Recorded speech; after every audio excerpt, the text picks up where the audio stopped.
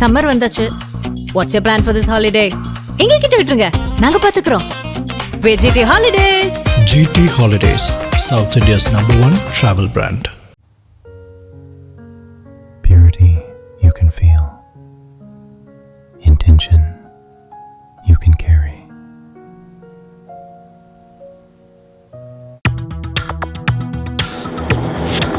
Delivering smiles all around the professional careers.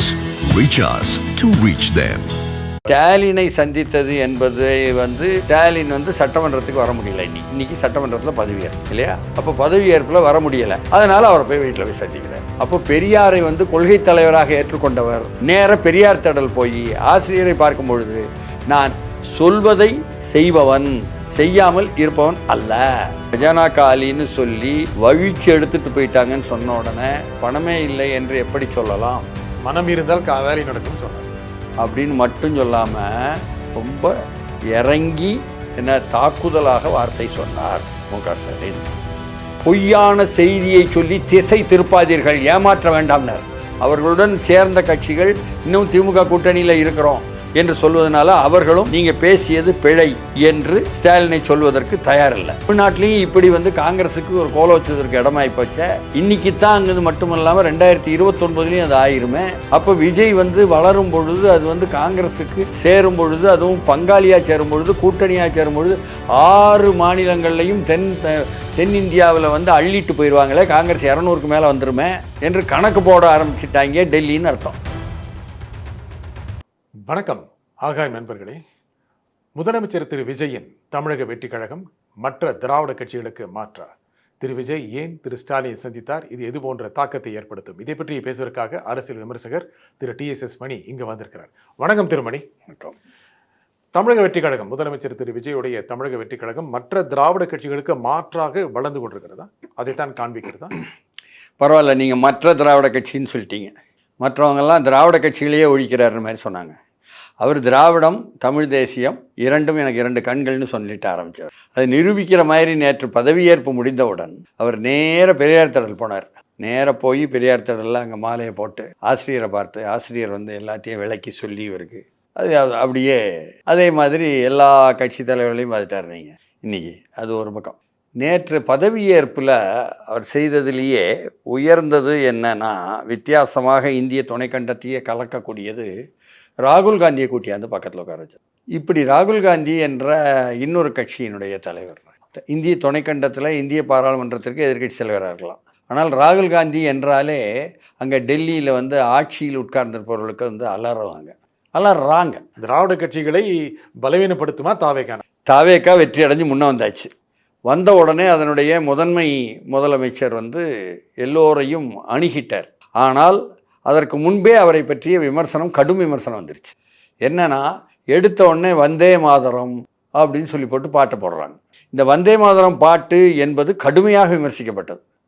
இவர் பிறகு சந்தித்த ஆசிரியர் வீரமணியாலும் சரி, இவர் இன்னமும் அடுத்து சந்திக்க போகிற திருமாவளவனாலும் சரி, அடுத்து சந்தித்த ஏற்கனவே CPI CPM ஆனாலும் சரி, எல்லோராலும் விமர்சிக்கப்பட்டது. எல்லோருமே சொன்னாங்க, எல்லோருக்குமே தெரியும்.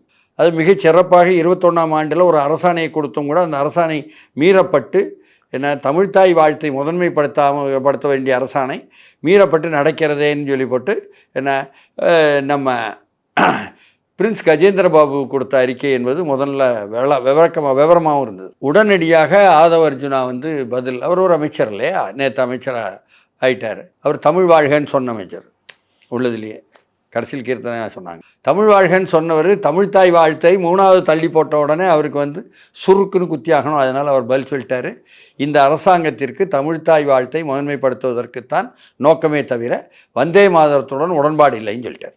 அது ஒரு நல்ல செய்தி. திராவிடம் பற்றி கேட்டேன், அது சொல்லுங்கள். அதுதான் இது திராவிடம் தானே அது? ஆமாம், வந்தே மாதரம் என்றாலே திராவிடம் சம்பந்தப்பட்டது. நாங்கள் அந்த காலத்தில் இந்திய எதிர்ப்பு போராட்ட காலத்திலேயே என்ன சொல்லிக்கிட்டு இருப்போம்னு 65லேருந்து இவங்க வந்தே மாதரம்னு சொல்லுவாங்க. அப்போ காங்கிரஸ்காரங்க நாங்கள் வந்தே மாத்திரம்னு தான் சொல்லுவோம். இதுதான் தமிழ்நாட்டில் நாங்கள் வளர்ந்த வளர்ப்பே. நான் திமுக அதிமுக தாவேக்கா பற்றி கேட்குறேன். இந்த 2 கட்சிகளையும் பிந்தள்ளி விட்டு அதிக அளவுக்கு இடங்களை பெற்று விட்டது. கருத்தில் ரீதியாக இந்த கருத்தில் ரீதியான விஷயம், வந்தே மாதரத்தை அவன் ஒவ்வொன்றிலையும் முன்னால் வைக்கணும் எல்லா பாட்டிலையும் பாட்டாக போடணும் என்று சொல்லி போட்டு ஒன்றிய அரசு ஒரு அறிக்கையை கொடுத்தது சில மாதங்கள் தான் ஆகுது. அதனால நாடே கொந்தளிப்பாக இருக்குது. தமிழ்நாட்டில் அதுக்கு எதிர்ப்பு இருக்குது, திராவிட இயக்கங்களிலிருந்து கடுமையான எதிர்ப்பு இருக்குது, இடதுசாரிகள்கிட்ட எதிர்ப்பு இருக்குது. அதனால் அந்த வந்தே மாதரம் என்பது இந்த ஆளுநர் முன்னால் பாடப்பட்டது எனும் பொழுது அது ஒரு விவகாரம் ஆனது என்பது உண்மை. அதனால்தான் இந்த அரசாங்கம் பதில் சொல்ல வேண்டி வந்தது, இல்லை எங்களுக்கு உடன்பாடு இல்லை என்று. இது திராவிட கருத்தியல் விவகாரம். திரு ஸ்டாலினை திரு விஜய் சந்தித்ததன் மூலம் என்ன அரசியல் ரீதியான மாற்றங்கள், என்ன ஜனநாயக ரீதியான மாற்றங்கள், எது அந்த தாக்கத்தை கொடுக்கும்? ஸ்டாலினை சந்தித்தது என்பதை ஸ்டாலின் சட்டமன்றத்துக்கு வர முடியல. இன்னைக்கு சட்டமன்றத்தில் பதவியேற்பு இல்லையா? அப்போ பதவியேற்பில் வர முடியலை. அதனால் அவரை போய் வீட்டில் போய் சந்திக்கிறார். ஒரு கட்சியினுடைய தலைவர், ஒரு எதிர்கட்சியினுடைய தலைவர். அதனால் அது மட்டுமல்லாமல் முதலமைச்சரை பொறுத்தவரை நான் எல்லோருடனும் கட்சிகளுடன் சுமூகமாகத்தான் இருக்க விரும்புகிறேன். கட்சி தலைவர்களுடன் நல் நட்புல தான் இருக்க விரும்புகிறேன். அரசாங்கத்தை சிறப்பாக எடுத்துக்கொண்டு செல்ல விரும்புகிறேன். தமிழ்நாட்டினுடைய முன்னேற்றம் வளர்ச்சிக்காக செய்ய விரும்புகிறேன் என்பதை செயல் ரீதியாக காட்டுவது என்பதற்காகத்தான் இந்த சந்திப்புகளை வேற ஏற்பாடு செய்திருக்கார். அதிலும் கூட அவர் என்ன சொன்னார்னு சொன்னால், கடைசியாக அவர் பரப்புரையில் நிறைவு நாளன்று ஒய்எம்சிஏல கொடுத்த பரப்புரையில் என்னவெல்லாம் நாம் விக்கிரவாண்டியில் சொன்னோமோ அதில் கொஞ்சமும் மாறாமல் அந்த கொள்கைகளை அமலாக்கி கொண்டிருக்கிறோமா இல்லையா? அமலாக்கி கொண்டிருக்கிறோம் அப்படின்னு சொன்னார். அப்போ பெரியாரை கொள்கை தலைவராக ஏற்றுக்கொண்டவர் நேர பெரியார் தடல் போய் ஆசிரியரை பார்க்கும் பொழுது, நான் சொல்வதை செய்பவன், செய்யாமல் இருப்பவன் அல்ல. ஏன்னா நான் தானே சென்டர் ஆஃப் பவர், வேறு யாரும் கிடையாது, மற்றவங்க ஆட்சி ஆண்ட மாதிரி அப்படிங்கிற அர்த்தம் அதை செஞ்சவர். அதனால் இப்பவும் இந்த தலைவர்களையெல்லாம் சந்தித்து யார் கூடயும் எனக்கு எந்த ஒரு பிரச்சனையும் கிடையாது, தமிழ்நாட்டு மக்களுக்காக முன்னேற்றத்திற்காகத்தான் நான் இருக்கிறேன் என்பதை நிரூபிக்கிறார் என்பதனால் சொன்னதை செய்பவர் என்பதை மேலும் நிரூபிப்பது, சிறிய இடைவெளி வந்தாலும் அதையும் சரி செய்வது. ஆனாலும் எதிர்க்கட்சிகள் என்பவர்கள் சும்மனாச்சும் என்ன வாயை கொடுக்கலாம்னு நினைக்கிறவங்க வாயை அடைப்பது என்பதாக அதை எடுத்துக்கொள்ளலாம். எதிர்க்கட்சிகள் பேசாமல் வாய் அடைக்கிறது. அதாவது 6 மாதத்திற்கு நாங்கள் எந்த விமர்சனமும் செய்ய மாட்டோம்.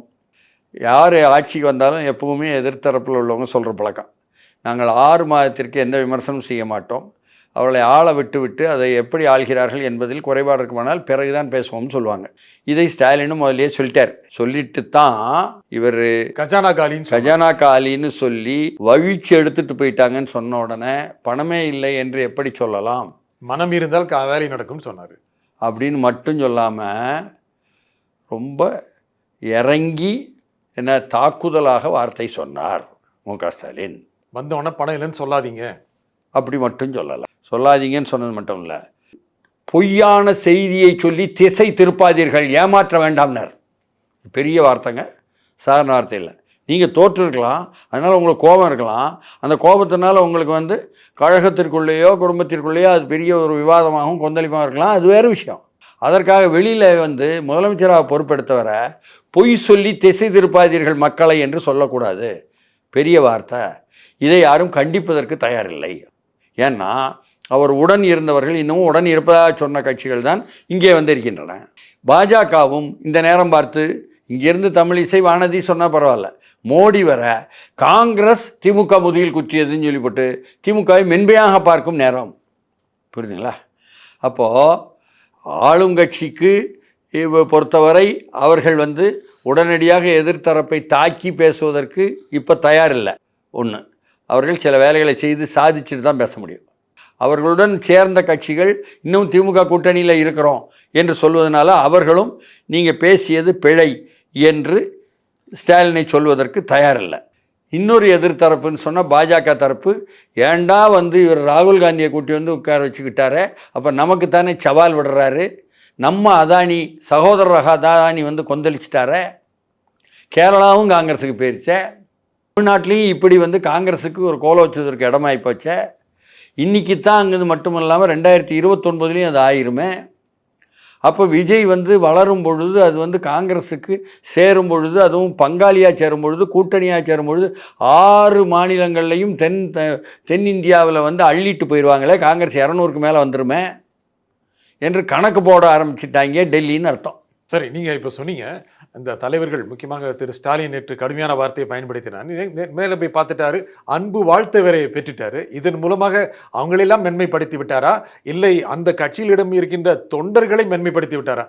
தொண்டர்கள் எப்பொழுதுமே அதிகாரம் யாருக்கு வந்தாலும் அந்த அதிகாரத்தை ஒரு அங்கீகரித்து மரியாதை கொடுக்கக்கூடிய தன்மையில் உள்ளவர்கள். ஏன்னா அவர்கள் மக்கள். தலைவர்கள் மட்டும்தான் ஐயையோ போச்சே, எனக்கு அதிகாரம் போச்சே என்பதற்காக அந்த அமைச்சலுடன் எதிர்த்து பேசுபவர்கள். இப்படி அதிகாரம் இவர் கையில், இவரை சுத்தமாக வளரமாட்டார், வரமாட்டார், இவரை சுற்றி வர உள்ளவங்க வரமாட்டாங்க என்றெல்லாம் ஊரெல்லாம் லட்சக்கணக்கான ரூபா செலவழித்து செய்தோமே. அப்படி இருந்தும் பரப்புரை செய்தும் மக்கள்லாம் சேர்ந்து ஓட்டு போட்டாங்களே. ஏன்னா அதையும் கூட நம்ம இந்த ஜென்னிசெட்டு தான் புதிய இளைய தலைமுறை தான் என்றெல்லாம் ஊரெல்லாம் பரப்பினோமே.